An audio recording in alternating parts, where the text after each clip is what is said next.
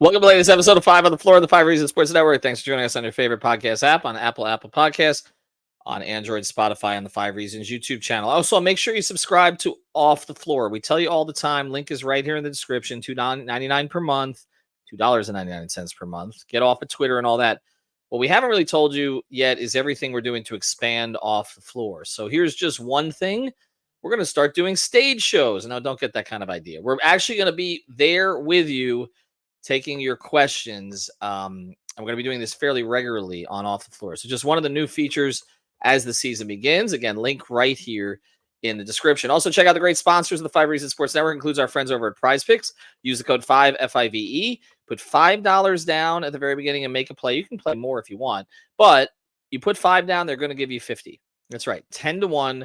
Use the code 5 at prizepicks.com. And now, today's episode. Down the Biscayne. Yikes. 5 on the floor. Ride for my dogs. Where here's the thing. You can check the score. Hustle hard, couple scars, wearing bubble frogs. Just like Butler said, you in trouble, y'all. Kept the floor playing. Got it all band. Y'all seen the block. Stop with one hand. And Pat we trust. It's power, have the guts. We're here to bring the heat. Y'all can hang it up. Welcome to 5 on the Floor, a daily insider show on the Miami Heat and the NBA, featuring Ethan Skolnick, Greg Sylvander, and Alex Toledo, plus others from the 5 Reasons Sports Network. All right, welcome back to 5 on the Floor. Here's today's floor plan. I'm Ethan Skolnick. You can follow me at Ethan J. Skolnick and at 5 Reasons Sports. I got Alex Toledo. You can follow him at Tropical Blanket. And Brady Hawk, you can follow at Brady Hawk 305. Check out the last episode that I did with Alex, which we got into actually Ben Tovia joined us as well. So Ben and Alex. And we got into what was a more satisfying season. Struggling to eventually be a 7/8 seed, but then ending up in the finals, or being a 1 seed and being one shot away from the finals. So this topic as we're getting through September, but I know a lot of you had different views on that. Today, we're going to take our cue from Zach Lowe again. We did a Zach Lowe episode like 5 days ago, but Zach, again, one of ESPN's primary basketball analysts, and he may have an even bigger role now that somebody else has left. We'll see. But he talked the other day about the position the Heat are in, and they have a rock-solid rotation, and Brady and I broke that down and how different it was from Zach's previous comments about how they really didn't do anything this offseason, and we tried to reconcile all that. According to him, anyway. I'm going to leave it there. But now Zach has put it out there in a couple of different places. And I don't really know if this is reporting or if it's more sort of educated speculation based on analysis, which I feel is more what Zach does than the reporting side of it. But he essentially threw the Dame thing back out there again. That if things go south in Milwaukee, that the Heat could take another run at Dame. We haven't never talked about Dame on this podcast. This is completely foreign territory for us. What's his last name? I'm not even familiar. But here we are again, about a week before training camp, and we're getting back into Dame. But we're going to branch this episode out a little bit. We'll talk about Dame, but also, and thankfully this internet machine works pretty well, I found something here. We're going to talk about other players who could be buy low candidates during the season. So if you're to assume that the Heat are going to try to press forward with this core, with Jimmy Butler for at least the rest of this year, or maybe they want to make a move at the deadline to make it more attractive for Jimmy Butler to stay after the season, should they choose to offer him an extension, who would be some of the players they may be able to get for less than you would have thought prior? And a lot of these players, again, are players we've talked about on the podcast at various times, but they put this in a nice, handy little list here. And I just want to give the proper credit. Story by Fran Leyva on a site called Fadeaway World, which I've heard of before, but it's a blog that covers the NBA. Okay, so let's start with the Dame thing, because Dame is not one of the 10 players on his list on this particular, and I don't her. I'm not sure. It's Fran. I apologize both ways. Let's start with the Dame thing. I feel like I asked this question before. Alex, do they have a shot at Dame Lillard? Tough question, right? I feel like I'm supposed to say that at this point, but no, I mean, I'm not sure, man. Like, I don't know where this is all coming from, right? Like, I know Zach Lowe is a guy who hears stuff and talks to people. So it's, like my brain immediately goes to is that stuff that he's hearing that Dame could possibly be moved if like everything doesn't work out in Milwaukee? I don't know. Or is it just like him speculating and kind of putting two and two together and be like, oh, that's the guy who would get moved because he's more tradable than Middleton or whatever, the logic is. So that's immediately where my mind went to, because to me, like, they haven't had a real shot yet. Like, as we know, Giannis has been injured the past two first rounds of the playoffs and, didn't play at all in the last playoff. So I think because of that, they haven't actually gotten to see it together yet when it actually matters. And I think that's going to, keep the core together, at least, those two guys, Giannis and Dame specifically. I don't know if they're going to try to, move on from one of their older pieces to try to kind of improve around the margins in their eyes by the trade deadline. But to move Dame at this point, it seems way too early in that experience. Like, if I'm just thinking about it, like if I was working in the Bucks front office, I just think a guy like that, is such a different type of player than Giannis has ever had. And even though like they took, they have a lot of warts defensively ever since they traded Drew for Dame, I think some of it was a little bit overplayed. Yes, the defense was not great. I'm 100% with that, but they were a really good team. Like, when all of them played together, and their best lineups, like their best lineups were some of the best lineups in the league when you just look at on-off data, and that's usually the indicator of like, okay, this team and has their core, has their best players, and when you have two of the best lineups in the league, you're usually one of the best teams in the league. So I'm not saying they're going to win the conference, or they're going to win a championship, but I do think like this team has more to show. And I would be thinking that if, I was in the Bucks front office, and I do think like, although the additions they made aren't needle movers, I do think it's a marginal upgrade from their roster last year. I think if you go from, who did they lose? Pat Bev, Malik Beasley, and they got Gary Trent and DeLon Wright, basically. And they had Torian Prince too. Like, I think that's a slight upgrade. I think, those are all rotation level players. Maybe none of them are starter level players other than Trent, maybe sometimes Torian, like I like DeLon. DeLon can still really defend, and that's something that they needed too.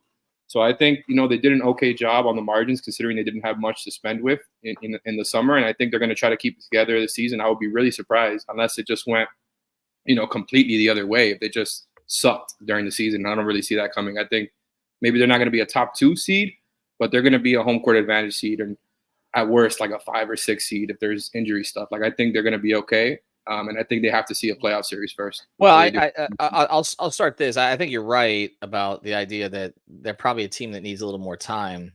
I mean, they keep changing coaches. I don't know that this coach is necessarily going to help, but I also think their big problem is that Middleton and Lopez were two of their 4 most important players before, regardless of whether they had Holiday in there or now Dame. And both those guys are like way past their prime at this stage. And so that's my thing is, okay, you're putting more of a burden on these two guys.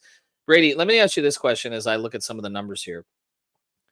Dame Lillard is 24 years and 9 months old. I'm sorry, 34 years and 9 months old. He was 24, but there wouldn't be an issue. He's 30. He's almost 35. So he's basically Jimmy's age. He's like 3 months younger than Jimmy. His cap hit next year, his salary next year is 54.1 million. The year after it's 58.4. The Heat have balked at giving Jimmy 58 million in that year. Dame already has it. The Heat had concerns, which is one of the reasons they didn't go all in, even though they obviously saw the personality fit with Bam and the need for a premium scorer. But they didn't go all in part because of age and defense. He's older. The defense wasn't good last year. The efficiency was way down from what it was the prior year. Again, may come back up now, but it didn't seem like he was quite the same player. Would you even be interested in Dame at this point? I know it's a crazy question, but would you even be interested, and for what? I mean, I think there's always a level of interest for top players in the league, but it comes down to the thing that it always comes down to, which is the price. And it probably would never work out. And here's the biggest thing, other than the fact that I just don't think it happens. I mean, could the Milwaukee even do it from Giannis's perspective? Like, the whole reason to keep him happy was getting Dame. And after 1 year of an experience, I just can't see them leaning in that direction and kind of selling him in that way. And it's just Giannis on an island with that team. They kind of are in a position where they're forced to make this work. Like, it's forced to make things work around their top 2 players from here. But I mean, first of all, I can't even imagine what a trade would look like now at this stage, because I know we did every possible podcast of what the trades would look like at that time. But I don't even know what it would look like. And I just don't even know if it would make sense now, especially here's the biggest thing. The uncertainty with Jimmy that you mentioned. If you're not going to pay Jimmy, you're not going to buy and pull in a Dame type player. If you're going to make a trade and you're focused on, pushing and figuring out the Jimmy thing down the line, it's going to be a younger player that you have your eyes on. So yes, he's friends with Bam, but I don't think the idea for getting Dame at the time was like, okay, we're getting Bam's buddy. I think it was also the fact of pushing in the Jimmy's in Jimmy's window to win now. And if the Jimmy thing's up in the air for in the next year or so, it probably doesn't make sense. So even though I don't think this will actually end up being an option for them, I don't think it's a realistic one either, just for all those reasons that they're kind of leaning in the youth direction. Yeah, and you're talking about being a second apron team. I mean, if you're even considering paying Jimmy, you paid Bam. You're going to end up being a second apron team there at some point here down the road. It's probably going to be unavoidable. I mean, I guess first thing, you got to get the salaries, right? So you're talking about Tyler and Duncan probably, or Tyler and Terry probably going out in any trade, right? Like it's got to be at least two of those three to even get you close. I mean, because Dame's at $54 million next year. So what's Tyler at 29? I mean, and then Duncan about 18. You get yourself to 47. Yeah. Tyler and Terry would probably work. I mean, I don't have an exact, but it would probably work. But again, I don't know. If we don't think the Terry Tyler thing is necessarily going to work in Miami, as Milwaukee think it's going to work. I mean, just because you have Giannis on the back line when you have Bam here. So it doesn't seem to me to make a ton of sense. But I get Zach's point that the Heat are always scavenging for sort of the buy low candidate. And they have, this is pretty much how Pat built this thing. And I talk about this all the time, but Zoe unhappy in Charlotte, went and got him. Hardaway, third string point guard in Golden State, went and got him. Mashburn is kind of on the outs of the Triple J's in Dallas, went and got him. Shaq, unhappy with Jerry Buss, make the trade, go out and get him. Dragic had an argument with the GM at the time, Ryan McDonough, went out and got this is how they used to do business. Right, and Jimmy. And I'm missing a couple there down the road. I mean, look, LeBron and Chris they were free agents, but they were both unhappy with their current situation. You didn't buy low on either guy because you had to give up a ton of first round picks because of the way the sign-in trades were structured at the time. But the point is, this is how I always used to refer to Pat as a scavenger. Like he would go, he'd go pick at the carcasses and other places. And so as we pivot here to the other side, we're going to do this quicker, but we're going to go basically yes or no on these 10 players that they mentioned. Like, would you have interest in these 10? So we're going to go back and forth here. All right. I'll start with Brady on the other side of the break. Before we do, though, I want to mention a great sponsor of the 5 Reasons Sports Network, Michael Robert and his team based in Boca Raton. From the first leak, which you should reach out to him as soon as you see it, all the way through the process, water cleanup of Florida. You can find them at WCUFL.com. That's WCUFL.com. Water cleanup of Florida, your one-stop shop, mold, leaks, any of that kind of stuff in your house, place of business. Got to reach out to them. Again, they're based in Boca, but they service the entire Tri-County area. And if they can't do the job, they will let you know. That's why they're so highly reviewed on Google. So check them out. Again, you can get in their preventative program, or at the very end of this process, they can do the damage assessment for you. Reach out to them again at Water Cleanup of Florida, WCUFL.com. If you've got the schmutz, they got the guts. All right, so let's go through the list. And we're going to start in absolutely the right place. James Harden, number 1 on the list. Harden coming off a season of 16.6 points, 8.5 assists, 5.1 rebounds. And kind of the way I want to frame this is, how likely it is for the particular team to blow up that they may want to sell players. And then what do you think the Heat interest level will be? So I'll go to you on this, Brady.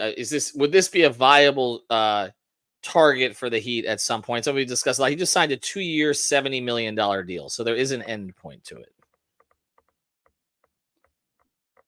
So you're talking about James Harden, obviously. Yes. How likely is it to blow up? Probably a 10. How likely is it for Miami to want him? Probably a 1. Like that's kind of the way I feel. Like, I don't see this being another one. Like, this is the Dame thing that I just mentioned, but on a much lower scale, because the idea of trying to get this guy bought into it we're talking about the position that they're in and what the situation is going to be like within the locker room with the Jimmy situation lingering and everything, and then bringing in a James Harden. It would feel like a lot of personalities meshing in a time where I don't think they want a lot of personalities meshing. And that's another situation. I don't even know what a deal would look like that would make sense for Miami. Like, I don't know a deal where they benefit. Now, if it is them buying low and they get him for a decent price, but with the contract situation, I don't think that's really even possible. It doesn't seem that's the one that doesn't really seem possible unless we're back in 2020 again, where we're talking about this. I don't think it makes sense now. The only way this would even be possible at all, because he's got the second year on the deal. If he didn't, I would say, okay, if he was an expiring, maybe they take a flyer on him. We've had this conversation so many times. We know that Jimmy respects him as a player, but with that other year on the contract, like, they're not going to take James Harden on for $35 million the year after this, when they may be pivoting to not a rebuild, but a little bit more of a refresh, reload around Bam. Like, what He's would going to be 37 in 2 years. Well, that too. And plus, being in Miami is the worst possible thing for him. All right. Number 2, Kyle Kuzma, Alex. 4-year deal worth $90 million in 2023. I mean, he's affordable, and he praises the Heat all the time. He just praised Riley. He's got a skill set that would work very nicely in that front court next to Bam. And he did contribute to the Lakers winning a championship in the bubble, even if maybe Laker fans didn't appreciate it that much at the time. Washington's going to blow up, so that's not a question. Would you make a run at Kyle Kuzma at some point this season? That's an interesting one, because I originally thought we were going to be doing like some of the star names that we've talked about, right? And we will, but this is one that I wasn't expecting, and I think I like the idea of this. I like the idea of Kuzma for the Heat before, and if you're talking about, maybe just flipping Tyler for him, I think that's a pretty fair deal for both, but not if you're talking about like including young players on top of it, right? And I think Kuzma will be a pretty good way of, like, if you really are just, if your concerns are with the roster that you don't know how much you can play Rozier and Hero together, if they can close together and all of that, which of course we're going to get a little bit of a sample to get more data. But let's say it's like January or February, you just really don't like the results. I think that would be a pretty good way to kind of balance out the roster positionally, right? Because I think Kuzma can play either forward position. Like you said, he's played on a winning team before, played a role, and I think his game has grown since he got traded from the Lakers. I think, he was forced into a bigger role. I'm not saying, he becomes your number one option, nothing like that. But I think he became better as a ball handler, became better as a passer. The shot is kind of what gets me iffy about him, is because he's kind of streaky as a shooter, in the sense that, like, sometimes he's off, sometimes he's good. But I do think overall he is a good two-way player. And I think if you're just flipping one guy for him, whether it's like a Terry or Tyler, I think that would make sense positionally for the roster. And I do think, like, Washington is the type of team where that's probably one guy that they can get stuff for if they wanted to move it. Now, you're not going to get a haul in return, but I like this idea because it seems, semi-realistic. It doesn't seem like something crazy needs to happen for this to become available, kind of like the Harden thing. Like, they just let go of PG. I think they're going to be all in on Harden and Kawhi, and they kind of are building around them. So I don't think that's going to happen. And the whole thing with, like, Harden and Dame is that they would probably want draft assets in return as well. Even if it's not like 4 picks, if it's like 1 or 2, I don't think the Heat would want to give up a young guy, contracts, and a pick or 2 for either one of those guys. And that doesn't really apply here to Kuzma. So I like that idea. Let's go to number 3. I like it better than the Harden idea, I'll tell you that much. Zach LaVine, Brady, we've done entire episodes on this, but they were better without him last year. Again, all of these, in every one of these stories, it's funny. Every one of these little subheads, the Miami Heat are also considered a possible suitor. So, I mean, this is something that's been reflected, and they mentioned this, the Kuzma thing too. He's owed $138 million over the next 3 seasons, which includes a $49 million player option for 26-27. My answer to this, by the way, is no. He's a player who relied heavily on athleticism early in his career, and his knees are not great. So I know he's become a better 3-point shooter, never committed to defense in the way he should have. I guess when he was a certain athlete, I guess he's more of a playmaker and scorer than Tyler when he's healthy. But Brady, would you even look at this? The only way I look at this is if Miami And it would even struggle to do it even in this scenario. But if Miami struggles to start the season, guys aren't meshing together, like the backcourt kind of is problematic, and they just need a legit refresh where they feel like they are going to make a push for Jimmy, or they could kind of make a push this in the Eastern Conference, then I could see it. I mean, I think it's much more likely as a buy low option than Harden or Dame. Like the Harden or Dame ones feel like out of left field. The Zach LaVine one feels like it could, like he's going to be on the market by the deadline. Like he's going to be out there and teams are going to probably be interested. But the only way I would see Miami really making a push, and the issue is I feel like there's going to be other teams that will be interested in LaVine of making a push. And I just don't see Miami outbidding.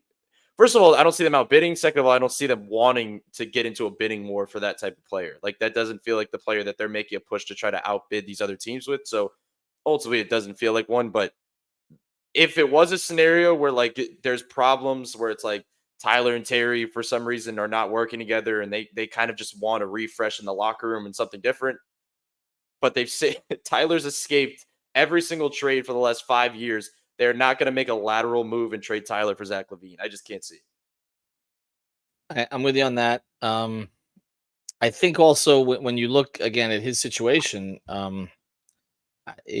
first he was traded for Jimmy once already. So it's all kind of funny that this comes back around. But I just don't see a player who's going to elevate in his 30s. And I think you have to consider that if you're going to spend that kind of money, it's got to be somebody, okay, this is going to be a longer term part of our franchise. And I just don't see it. We had conversations about somebody who's not on this list. Interesting. I don't think he is Trae Young. And I know that the Heat don't have interest there either. I put these two players together to a certain degree. I just don't think they're players. I don't think they're players that the Heat. I know you like Trae better than that. I know that. And I know that, but I just look to me like players that just people are going to talk about a lot, but they're never going to be in a Heat uniform. All right. I'm going to handle number 4 here because this is a player who I think the Heat could see in their uniform. Probably should have been in their uniform since they saw him play so much locally. Bruce Brown, they have 4th on their list. And there's no reason not to like Bruce Brown as a player because he's like he's kind of a plug and play type guy. Obviously helped Denver win a championship. They missed him. They thought he could replace him. They didn't really have the money to keep him and they couldn't replace him. He didn't play that well in Toronto by most accounts, but they still exercised their team option for $23 million on an expiring to kind of make him a trade asset. And here's why I think they could look at this at some point. Bruce Brown is the kind of player who just fits better on a good team. Yep. He's totally wasted in Toronto, but on a good team, he's that kind of guy. And I would typically say you don't pay $23 million for, or even for a partial part of a season for a glue guy who could be expiring.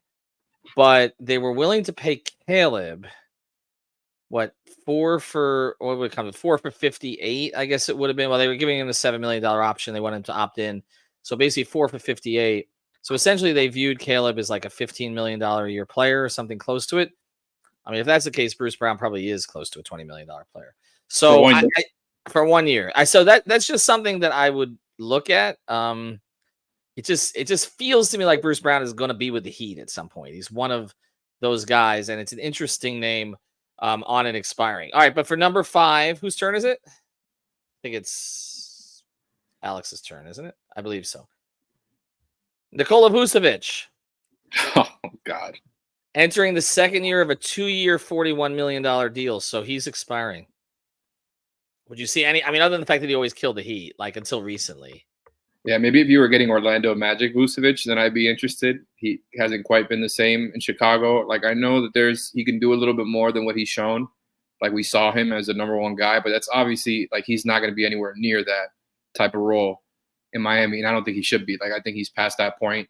They weren't, the Magic were barely a playoff team with him as the number 1 guy. I just think, at this point, if you acquired him, he would probably be your backup. I don't think they would start him with Bam, like some people would probably want, and they're going to point out how he can shoot and this and that. I don't think they would do that, and that already limits, at least not like to start. Maybe they would try it at some point together, but I think that limits the point of trading for him. Is if it's like, oh, he's gonna replace K-Love, who they just signed and who's been really good for you. I just don't see the need for it. I think they already have a pretty crowded front court of guys that they actually want to play. Weirdly enough, I don't really think it makes sense. Like I think, like we talked about with Kuzma before, trading for a wing, trading one of your guards for a wing makes sense. I think maybe trading for an upgrade, right? Like we've been talking about with like a Dame or Harden, somebody who's a clear upgrade over what you have. That's a different story. But this to me doesn't check off any boxes. I don't know how much it helps you win. Like he's still a decent player. Yeah, I just don't see, and like he sure can be like available by February. I wouldn't be surprised at that. I just don't see a world where it really makes sense for the Heat. I think he'll be a Knick. Honestly, it's mentioned in here. It seems like they look for a Hartenstein fill in, and I think they're going to have to end up rebalancing their roster, but we'll see. Number 6, Cam Johnson. The Nets are clearly rebuilding. This one is about to go crazy when they hear this. He signed a 4-year, $90 million deal. So I guess he's got, I don't know if he's got 3 years left on that. I think 39% from 3 last year. It's his primary skill set. They're rebuilding. Brady, could you make any case that, like, if Duncan is, it might be attractive to the Nets to get off the deal because Duncan's got a partial guarantee after this season, right? So I don't know. Would it be worth locking up that kind of money in a shooter for the length of the contract? I mean, for Brooklyn, it's like a Joe Harris replacement. It's right. a new shooter contract in their fold. I'll say, I mean, I think it would also depend on the way Miami views, and we talked about this a little bit before the show, but like what Miami views Duncan's injury looking like. Like if the back, if they feel like it's kind of in the clear now, then I think they probably would continue with it and move forward with it. But I mean, if there is some like concerns there, like I don't think it's crazy to like go in the youthful direction. I don't even want to call him just a shooter. Like I feel like he has a little more in his bag, like to be a little bit more, and especially he feels like a player that would like, we say this about a lot of guys, but like would flourish in a Miami system, like a guy that would be used a little bit more like in different sets, a little bit more on ball. Like they could find different pockets to use him with. So I think just from a player perspective, I think there would definitely be some intrigue there. And if I can remember correctly, I feel like Spo has been around him. I don't know if it's with the USA, has with a select team, I right? believe. So, yeah, he has been. I mean, Cam has been around the U.S. program for a bit. He's a personality fit too. There's a lot of good things said about Cam from a team perspective. It's interesting in that $23 million for a shooter is really going to end up being the going rate here. One thing though, just as the cap goes up, yes, the availability has been an issue for him. Right. And I don't know if that's who you want to trade for with this team. True. But I do like him as a player. All right, I'm going to put 7 and 8 together here, and then we'll go to Alex on 9. DeAndre Ayton, no effing way. I don't, right? I mean, they're not. No one dominating, huh? You don't think Cronin will pick up the phone? It's not just that. Yeah, I mean, if you end up making, if you don't get the deal for Dame or Holiday, but you get it for Ayton. Start Ayton there.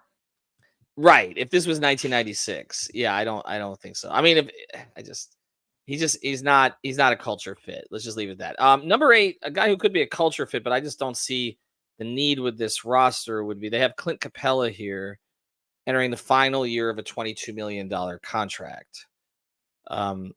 Feels to me like if you were picking up Trey, and there was some bigger deal involved or 3-way deal that you wouldn't mind Capella on the last year of his deal.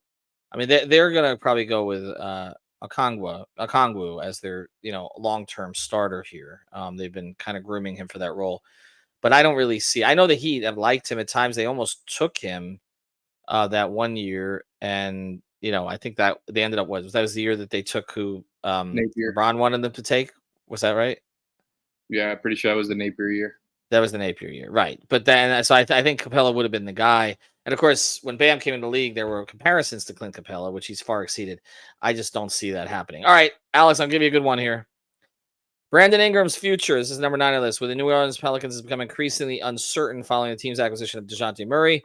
Ingram, who is entering the final year of his contract worth $36 million, has been the subject of ongoing trade rumors.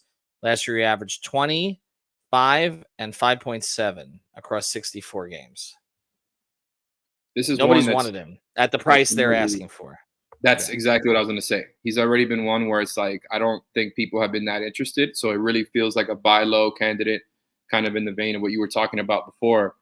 Like the type of players that the Heat have gone after. And I do think like the guy can really score. Now, people may have concerns about whether it's worth paying him whatever he wants on the next contract, which is going to be a lot. And if he's worth that, because he's probably not a number one scorer on a good team. The idea is, though, if you're making a trade like this, is that you still believe Jimmy has something left in the tank in the playoffs, right? And that you're trading for a guy like Ingram to help get you not only through the regular season, but of course to supplement what you have in the playoffs. And I think if you look at it in that lens, it's something worth considering. Of course, if the price is right, and I think for him, it's one that would make sense. Where like it wouldn't be, I think, too expensive. And of course, I'm just speculating here, where you have to trade like a bunch of draft pick assets. Like you might be able to get him with like, I don't know, maybe if you do like Tyler and a pick, maybe, I don't know, like if you want to like not throw in a young guy, but even then, like I don't think the Heat want to throw in another first round pick. So that's where I'm like, I don't think this happens, and I think you had heard that there's not real interest in him from the Heat's end. So we already know that. But if you're just talking about like basketball fit, I understand he takes a lot of middies. I think he's proven that he can shoot the three more. Like he's had seasons where he shot more threes, and that's not necessarily like his game, but I do think you can get some more of that out of him if you want to, like whenever he's off the ball. I think he would help your scoring tremendously as a guy who obviously has a lot of length, is like 6'8", 6'9", and if you're trading one of your guards for him and you're not having to trade too much else, I think it's a pretty damn good move. But not if you're having to include like a Jaquez or a Jovic. And I think the whole Pelican situation is so weird because it felt like they were obviously trying to move him, or, at least it felt that way. And then they got DeJounte Murray without giving up any of their core guys. So, and that's another guy who has the ball in his hands a lot and who takes a lot of middies. And they still have McCollum. They still have Zion. And so even though, like, I understand the Pelicans wanting to add another guy who can help take the load, whenever Zion is inevitably out, and when some of their other guys are out, I think what they have is kind of a weird mix. They have good players in their core, but I don't know how it's going to work together. And I feel like Ingram is just the obvious guy to get moved. Maybe they don't end up moving him because nobody wants to give up anything of value for him. But if they end up just being like, let's get off of him, right, and just, get the best we can get, I think that's the type of situation that the Heat could really capitalize on. Yeah, it makes some sense from the expiring part of it. The question with this is always, how much capital are you giving up for a player you may not keep? And the other problem is these days that the way, like the Ingram situation feels to me like a test case, because for years this has been the whole thing. It's like a guy is either maxed or he's not, in the sense of like players who are at a certain level, if they're like top 40 players, they all get maxed, like when it's their time to get maxed. And some of them, like Zach LaVine's a perfect example of this, are not max players in the sense that they're not carry franchise type players. And it feels like what David Griffin and the Pelicans have done is they finally push back on this. Like, yeah, we like you as a player, but we got Trey Murphy the third here. We have other pieces. We're going to make this trade for Murray. We like you, but we're not going to pay you every dollar that you can get. And I'm curious to see if this holds with other teams. Now, the thing was, when they tried to make a move with him, I guess other teams were thinking, well, he wasn't going to accept less than every penny. And that's why a trade couldn't be made. But I do think he's an interesting option for what they need. But I also go back to this.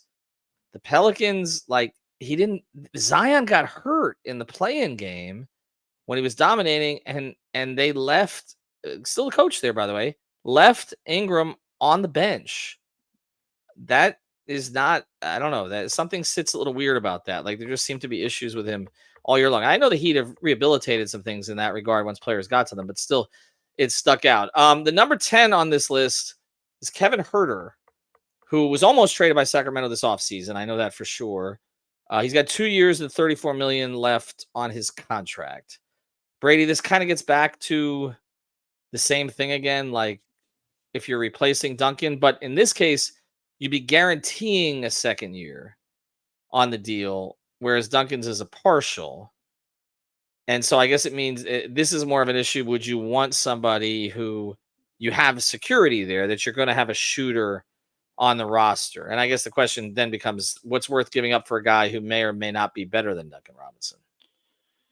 Yeah, it's the injury part, I think, plays a really big role in this. Like, we all know like the leaps Duncan I felt like took last season. Like he showed a lot more in his game that really can be utilized on this team, like this current team.